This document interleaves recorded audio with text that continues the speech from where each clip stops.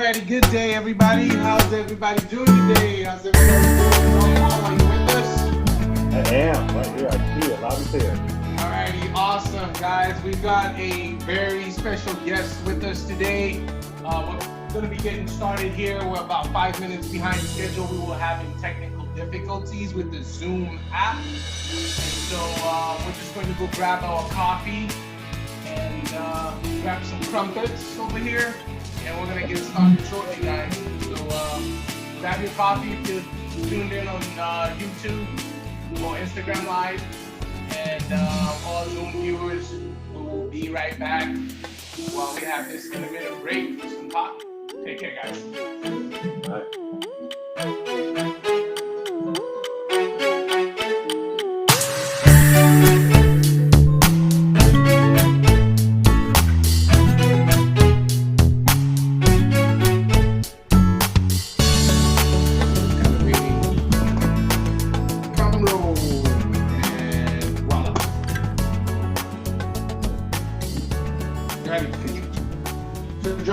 How's your day? Are you coming home from traffic?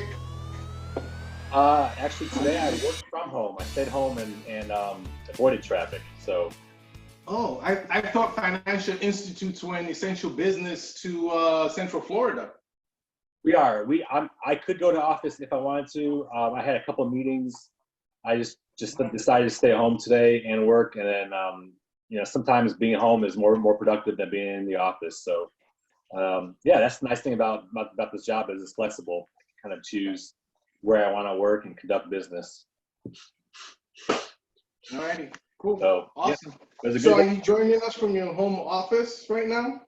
Yes, I am. Awesome. Yep. I think we're trying to share a PowerPoint slide here. John Paul, can you see it on your end? Got it. Hold on. I cannot, no.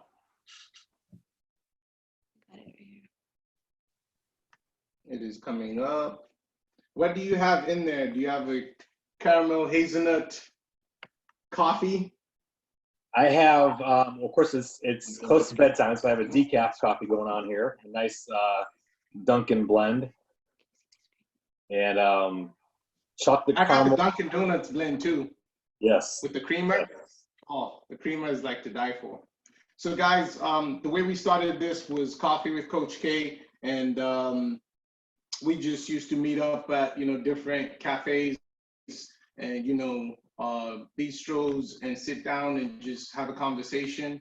And so obviously with the coronavirus and COVID-19 isolation, lockdown, pandemic, that's actually a mouthful. We have resorted to Zoom. These are they're not crumpets, but they're pretty close. I've got my petite butter cakes and some hazelnut coffee, and we're gonna be getting ready to go here. I'm down to one crumpet left. Gotta go. Oh man, I haven't been eating my crumpets. Let me grab one. Dig in. My make-believe crumpets. John Paul, let's get started. Why don't you tell us a little bit about who you are, where you're from, your marital status, what you do, do you have a dog? Who is John Paul Olson? Who is John Paul? Well, I'll start with my name. It's an unusual name. Usually when I introduce myself as John Paul, people like to call me John or Paul or whatever. I've gone by JP, Jip, several different names throughout my youth. Named after my two grandfathers. My dad's name is John. My mom's dad's name is Paul. So that's how I got my name. And I originally from Northwest Indiana, near Chicago. So born and raised Cubs fan, Chicago Bears fan, Bulls fan, Blackhawks, the whole bit. Sorry, not a White Sox fan. Can't do the Sox, but Northsiders, Cubs, yeah. So born and raised up there. Then I moved to Virginia when I went to school. Went to Liberty University in Virginia. Ended up buying a house there, kind of setting some roots. Okay. But 2 years later, was quickly uprooted and went back to Indiana when I got offered a job there and be closer to family and friends. And so worked there until about almost 5 years ago. I got transferred down to Florida here. So we've been here for 5 years now. Married to my wife, Sarah. Be 11 years in August. And we have 3 furry kids. Wow. Is that Sarah with an H or Sarah just spelled without the H? With an H, yep. That's how my mother spells hers. So pretty cool. Nice. All righty, so we're starting the PowerPoint here. So John Paul, do you want to tell us a little bit about, obviously, again, today, viewers, we're going through financial planning and just trying to, you know, share some skills and tools from different trades that can help grow your own life and personally develop and give you and yours truly, in terms of family, the financial freedoms, and so that we can go out in the world and do the things that matter, that we enjoy and love. So John Paul, if you don't mind telling us the name of your business, the location, and your area of expertise, please. Sure. Yeah, so I joined the firm Evershore Financial Group. We are located, we have 4 offices in Florida. We have one in Maitland, which is basically Orlando. We have a satellite office in the Villages, and we have 2 offices down south in Boca Raton and Palm Beach Gardens. And so between the 4 offices, we have roughly 40 advisors. And on top of that, staff and other assistants and so forth. But so we're a fairly large financial firm. We are an independent and comprehensive financial firm. Those are 2 very important terms that I like to distinguish. Independent in that we are not tied to any certain product or any kind of house products, anything. Our job is to find out what the needs of our clients are and then go out amongst all the offerings that are out there and find the right solution, the right mix of products for our clients. And so that's kind of the independent part of us, and that's very important. And then being a comprehensive financial firm basically just means that we don't focus on just investments or just, you know, one facet of financial planning. We focus on the whole big picture, so we can do investments and wealth management, growing your wealth, retirement planning. But we also feel that it's very important to protect your assets, protect your wealth using you know, life insurance, long-term care insurance, disability insurance, and so forth. So we look at the big picture and put together a good solution for our clients, whatever their needs are. So really, our area of expertise is quite vast. It'd be much shorter list to tell you the things that we cannot do for our clients. We do anything from retirement planning to business succession planning. We have a niche just for small business owners. We teach classes several times a year on that. We work with young folks. We work with retirees. Just you name it, we have people in our office who are experts in those areas, and we can provide the help that is needed. So yeah, it's a wonderful firm to work for. The culture is fantastic.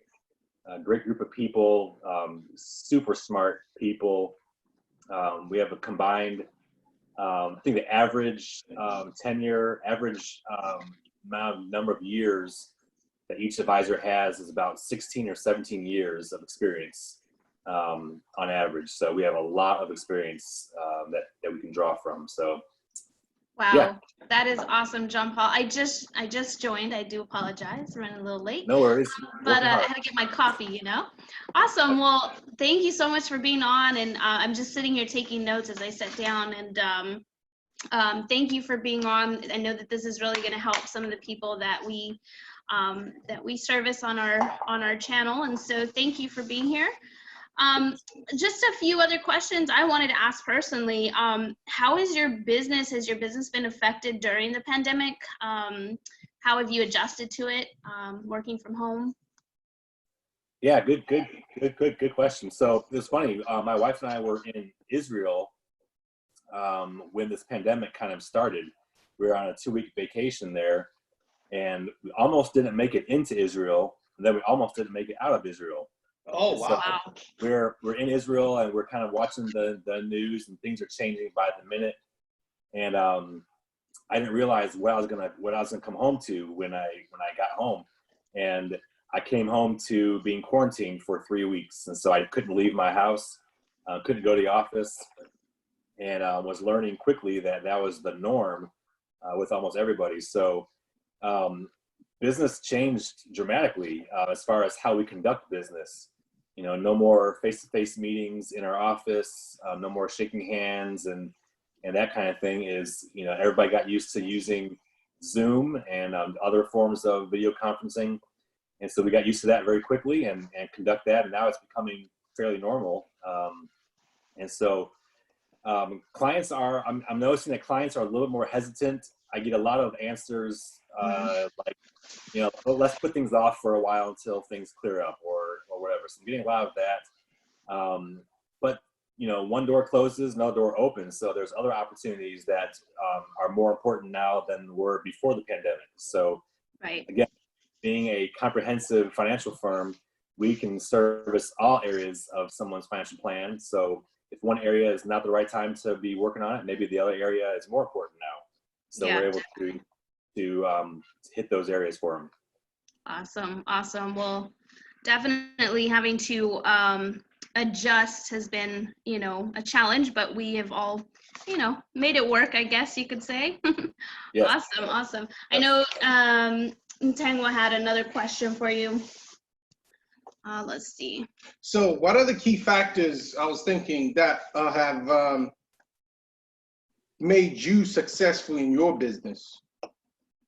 So anybody who's been in this business or knows somebody in this business, it is extremely difficult to succeed in it. There's a lot. I've seen a lot of people come and go in our office.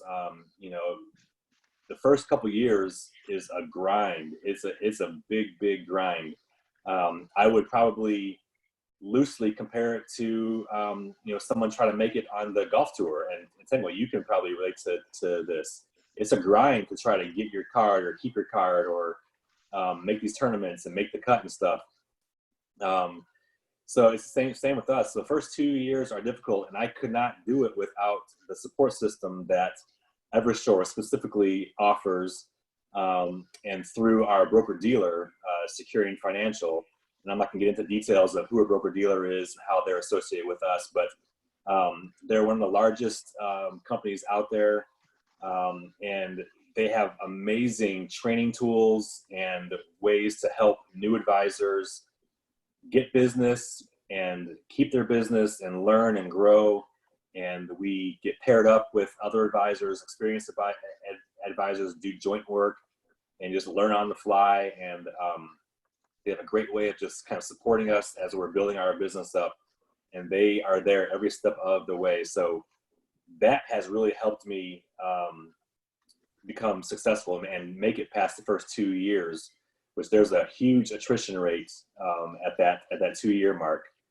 If you get past that, then you're well on your way to being a long-lasting career. Awesome.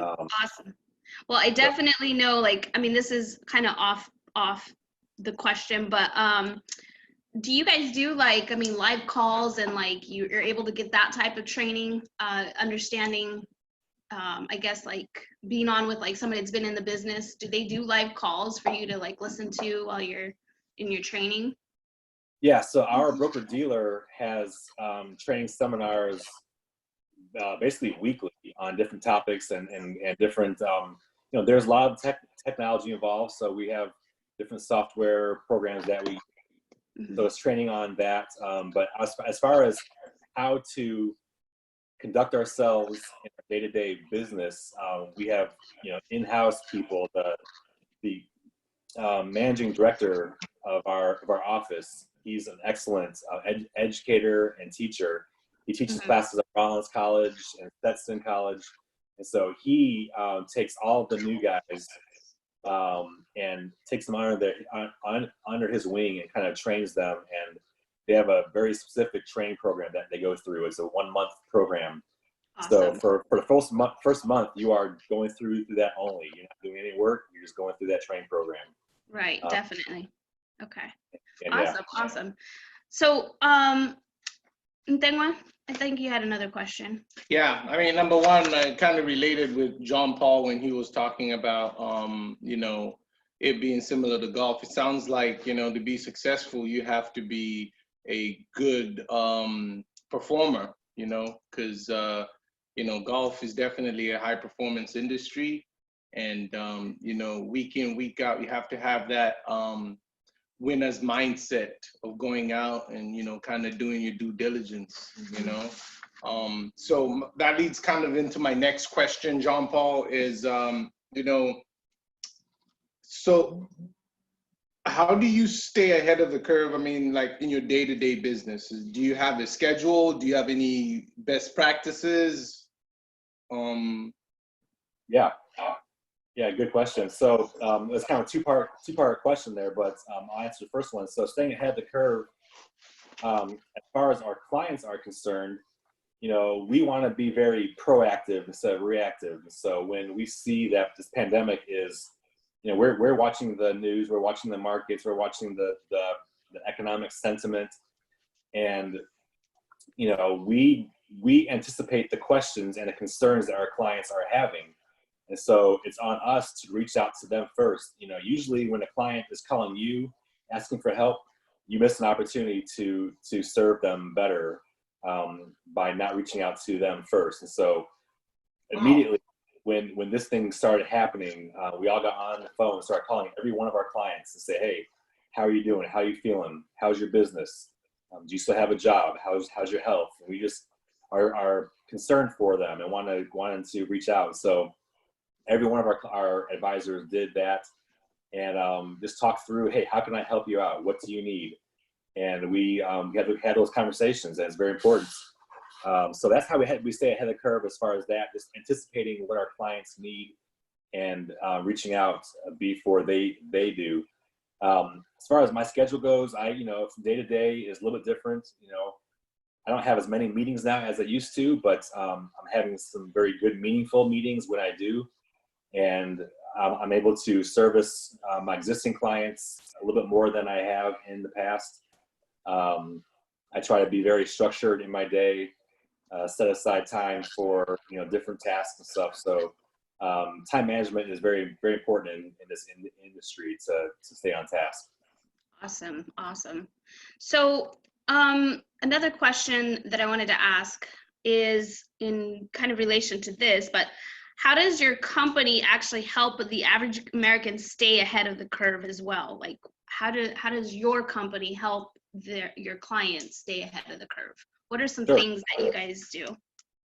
Yeah, so again, comprehensive financial plan, you know, and I'm kind of getting ahead of myself here because question ahead of here, but the process that we go through with our clients, we ask the right questions to get a full, well-rounded picture of what their financial picture is like, what their financial needs are, and again, staying ahead of them and anticipating what they're, you know, finding the gaps in their plan, praising them for what they're doing right, and the things that they've done in their financial plan that is working for them, and then just seeing what the gaps are that we can help plug for them.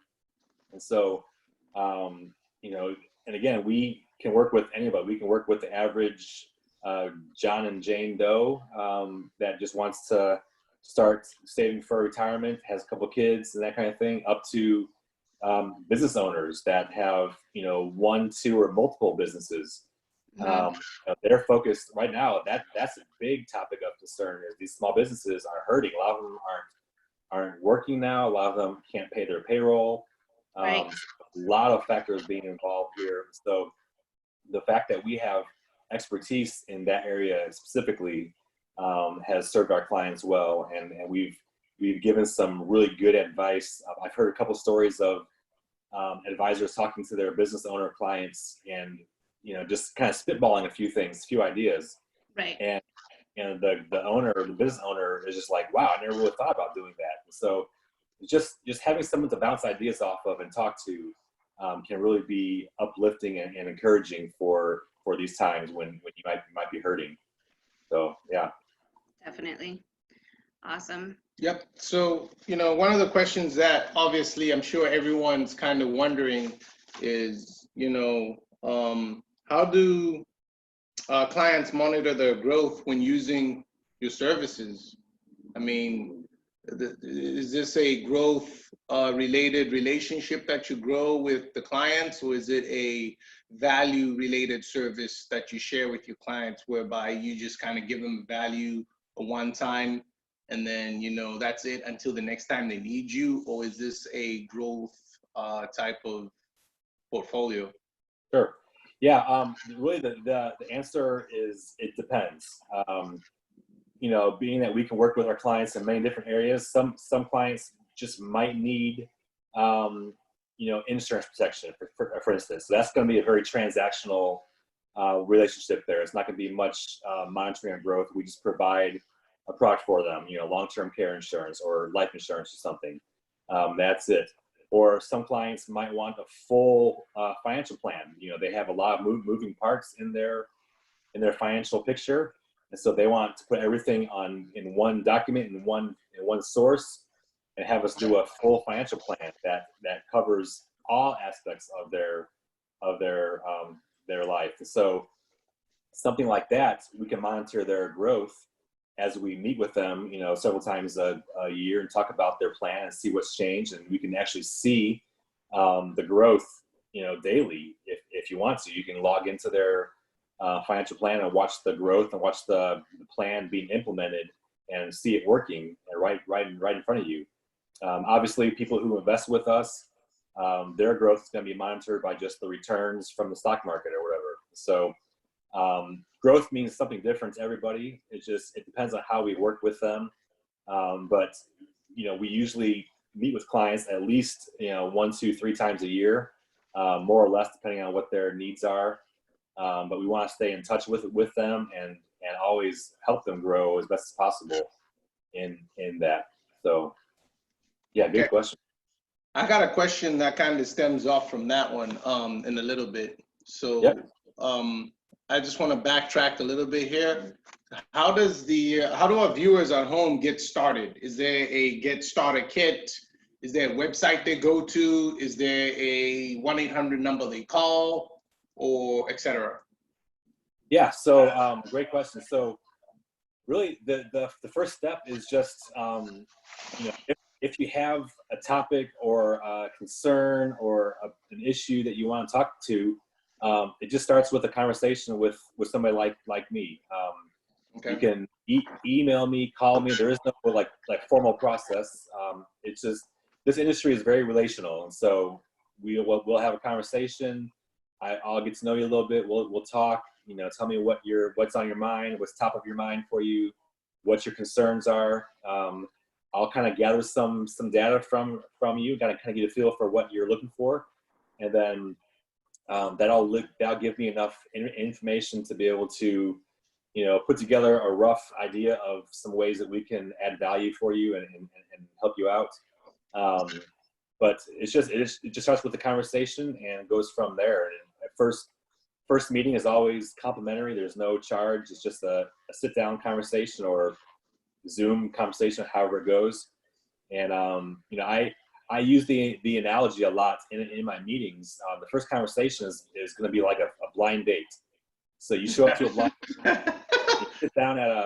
you sit down at a restaurant, and I've never met you before. You've never met me.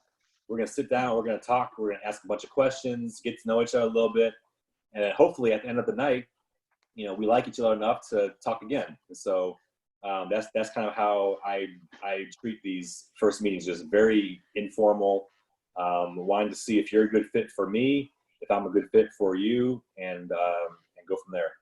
Well, I don't know if you can see me right now, but these first date, blind dates, make sure you're wearing your masks and some protection, okay? Yes. Yes.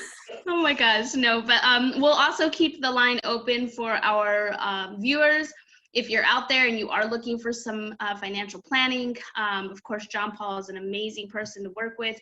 And we'll keep the line open. So if you are interested, you can just, on our YouTube channel, you'll be able to just click on it and we'll get you some more information of how to get a hold of it. Link. So click the link. So just a few more questions for you, John Paul. Thank you for being on again. What are some other questions? I know we had a few. What are some examples of a good client for you? Oh gosh. Well, one recently, this guy is a young couple. They're in their late 20s, and they came to me, and we ended up through a couple conversations. They kind of narrowed down that they wanted to do a full comprehensive financial plan. That was kind of what they wanted to put in place. And by the way, I think everybody should eventually have a financial plan, just kind of to see where they're at, where they want to get to, and how they're going to get there. I'll backpedal for a second. The financial plan is kind of like if you're going to go on a run, and someone wanted you to join them for a run, but you didn't know how far you were running, you didn't know what the weather was, you didn't know what you needed to do prior to the run, you didn't know anything about it, how fast you were going to run, you might be deterred from going on a run. So a financial plan puts into place the whys and whos and hows of things. So it tells you, maps it out of where you're going, how you're getting there, what you need to do to get there. So I feel everybody should really do a financial plan. But back to this couple. So they did a financial plan, and he was kind of a engineer. He's a consultant for a HR firm, but he's very kind of engineer minded. And so the first step of a financial plan is to gather all these documents and data so I can plug them into our program. And he was so meticulous and so organized and had everything so perfectly ready. He basically told me what he wanted. I didn't have to ask any of these questions. His first email was, "We're looking to do A, B, C, D, and E." And so I'm like, "That's amazing." I didn't have to ask. I didn't have to sell, which I hate using the word sell, but I didn't have to present any ideas. You told me what you wanted, and I just said, "Okay, we can do this." So they were great. They're a unicorn.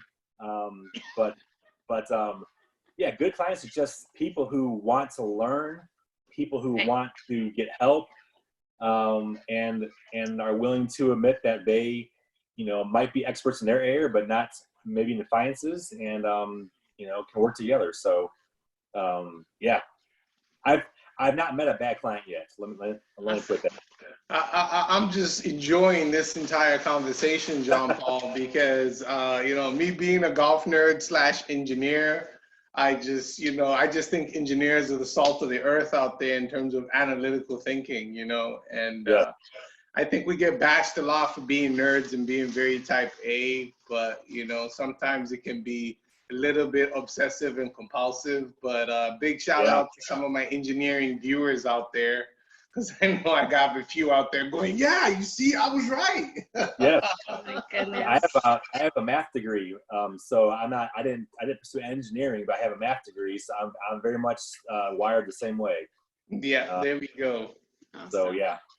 Awesome. Well, before we let the viewers know how they can get a hold of you, I just wanted to go through and figure out what are some of the online resources and technology, that one needs to get started with the service, or, is there, any software apps that help with this kind of stuff, or do you guys use any software algorithms, etc., to kind of monitor your clients as well from your end? So we like to just talk about the technology piece. Yeah, there's a lot of technology in the background of financial services, and every firm can have their own technology and own software suite of sorts. As far as clients go, the clients, if they can do email and Zoom or phone calls, that's all the technology that they really need. Have a computer. Again, it's very relational. So they come to us, we talk, let's say they want to use our services. Great. Okay, so whatever it is that we want, let's say we're going to do a financial plan. we have one of the most robust financial planning softwares in existence now, called eMoney, and it is so amazingly robust that it can do almost anything. So we use that for financial planning. We have our own software for keeping track of clients, and that's so robust too. You can keep track of referrals and who our clients are, who our prospects are, and what their hobbies are. We can segment, if I have a group of clients who all like golf, I can segment them into a group of golf. Nice. So that out a mass mailing just for golf related, or people who went to a certain school, I can segment them into a group. So our software allows us to keep track of our clients in that regard, and all their information and their birth dates and anniversaries and all that stuff.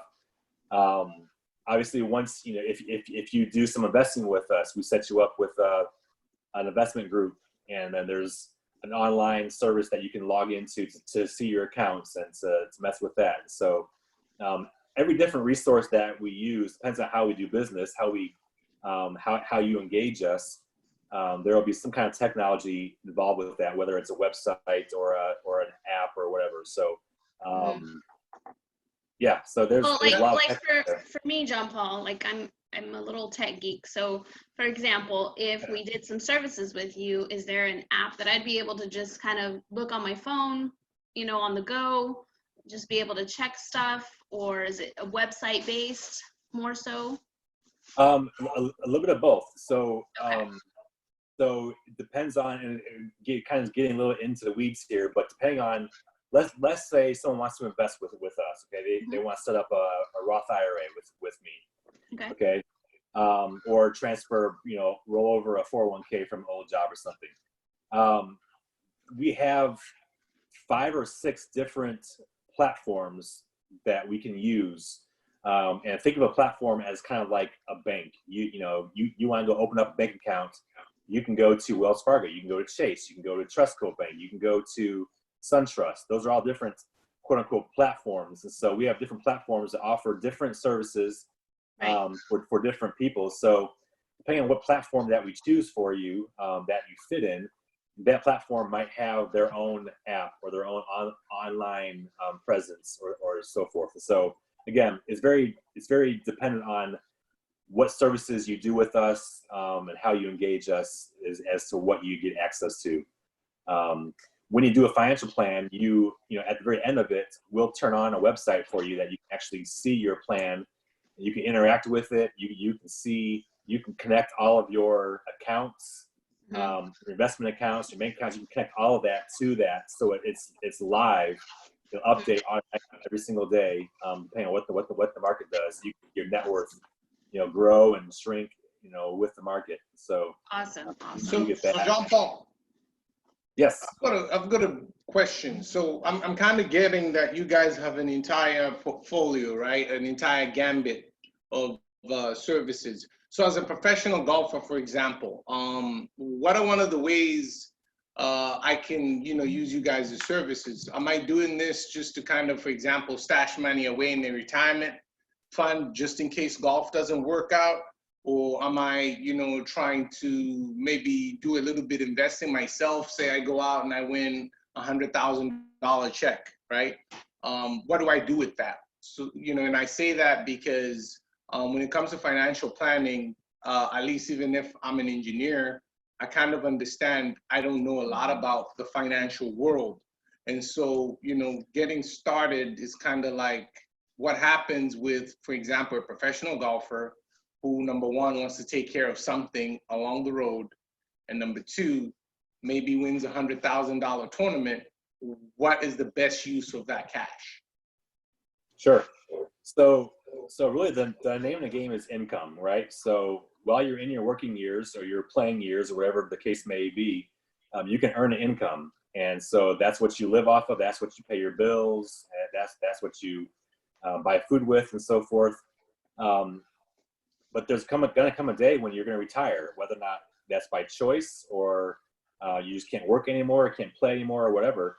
And so the only guaranteed income that you're going to have in retirement, and I use guarantee in quotes because I'm talking about Social Security, the younger group in this world now, Social Security might look a little bit different. So the name of the game is creating income for you in retirement. And so that's what we're doing now. We're saving money in different vehicles, different investment types, so that when you retire, you have a bucket of income, a bucket of money that you can create an income source from. And there's many different ways to create income sources from that money. That's a whole nother conversation. But you want to be saving money now, putting it away so that when you cannot work anymore, you still have income that hopefully you can keep your same lifestyle if that's what your wish is. If you want to, swap out the golf clubs for an RV and go traveling the rest of your retirement life, that's not free. You need income for that. Right. So planning now for what you want to do in retirement is a great great start. And we can map it out for you and tell you, hey, if you want to have $100,000 of income in retirement, here's what you need to do right now and every year going forward. And we can project that out.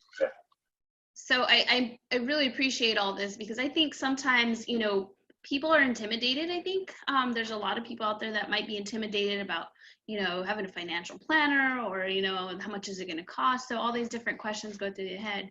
But on the other hand, do you deal with people who already have a residual income or cash flow when talking to them about the future? Do you have many people that already have that, or not too many? Sure. Oh yeah. So, small business owners, I've got a client, she's been widowed for about a year now, and she owns 7 rental properties. So she's got income coming from her rentals. Awesome. That can nearly replace her current income from her job.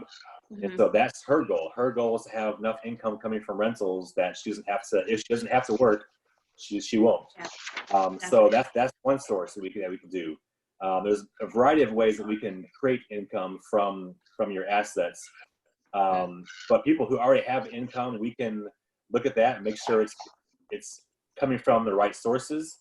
You have taxes involved there, and the different types of money are taxed differently. And so we can help you, be tax efficient with your income taking. There's a lot of nuances to that. So whether or not you have income or you want it, we can kind of work with you and tell you what you're doing right, help you fix a few things and maximize that for you. What you're doing wrong. Yeah, I don't want to say that, but yeah, there's people it's all good. Sometimes people need to be told. No, I'm just kidding. Yeah. Hey, well, John Paul, listen, I'm gonna let Dengwa go and close this out. Dengwa, do you have I just want to say, John Paul, you've said a lot of things today that have just totally blown my mind. And as I look at my notes here, the tax efficiency, that's something that I definitely want to get involved in, obviously being an athlete and also a small business owner, and even just a hardworking, blue collar person. And so I think, if the viewers want to get a hold of you, we've got the number up on the screen. And so that's John Paul from Evershore Financial. Right now, do you have any, visitors hours? Is there a certain day that clients can get a hold of you, and how do they get that first meeting? Phone number? Yeah, so our typical business hours are roughly 8 to 5, but this is my own practice. So I have non-typical hours, so you can call me anytime reasonable during the day or evening. My cell phone is right there. You can call my cell phone. Email also works. Just call me, have a conversation, say, hey, I heard about you on the podcast, or I just have a question about whatever, about my 401k, or I have a question about taxes and so forth. And so we'll have a conversation. If it makes sense to dive a little deeper, then we'll do that. But I am, of all people, not forceful at all. I will not push anything. I will not, in fact, I usually kind of back off maybe a little bit too much. I just want to have the client feel comfortable and not be one of those pushy salesman type of people. If I ever get labeled as a salesman, I've done something wrong. We definitely appreciate that. Yes. Trust me, I got one of those earlier today, and I was just like, yeah. So, but anyway, thank you so much, John Paul, for, your amazing time. And we just want to make sure that we give a shout out to our podcast sponsors, ID Shield. They've put this thing together for us. And so we're going to have a special segment where we talk about them next week, because it is tax season. A lot of people are asking a lot of tax related questions. Or maybe you got that nasty letter in the mail telling you that you owe taxes. We're gonna have a tax specialist for next week. And so we're advising everyone to stay COVID-19 free, all right? No coronavirus. And so over here, we've actually got a store whose link we're gonna share in this post on YouTube. We've got face masks, you can mask up. I've got the Looney Tunes edition, guys. And shout out to the founder of Looney Tunes. He just passed away last week. May his soul rest in peace. But other than that, to our YouTube viewers, we are so sorry that the YouTube live we were experiencing technical difficulties today. And so we're definitely gonna get the link up. And if you wanna get in touch with John Paul, his contact information is actually on the screen right now. Make sure you shoot him an email and get that first appointment. And that's all, folks. We will see you next week. And I don't know if you're down to your last crumpet. I am. So, cheers. Yes. I'm close.